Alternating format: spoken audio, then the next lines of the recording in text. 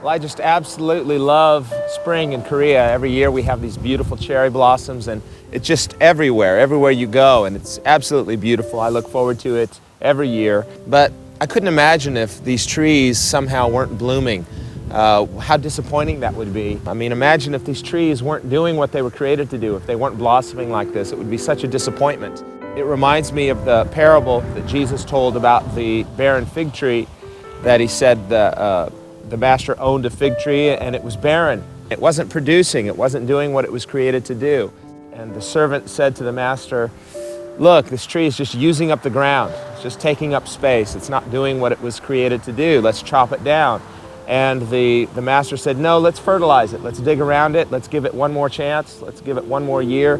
And if it bears fruit after a year, that's great. Otherwise, then we'll cut it down."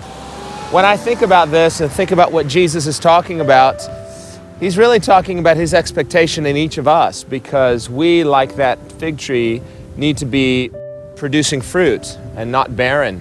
We tend to think of our life as our own, and yet in the parable of the barren fig tree, we see that from God's perspective, the tree doesn't have its own individual rights. From God's perspective, that tree was created for God's enjoyment. And if it's not doing what it was intended to do, it's just using up the ground and just taking up space. And the same is true with us. If we are not producing spiritual fruit, then from God's perspective, we're just using up the ground. We're just taking up space, and we're just living for ourselves. We're not created to live independently from God. We are created to live as an integral part of his purpose, and for his purpose, for his pleasure. That our life is not our own. We're not just created for our own selfish enjoyment, just to do what we want. We're created for God's purposes. The Bible says it's for his pleasure that we were created.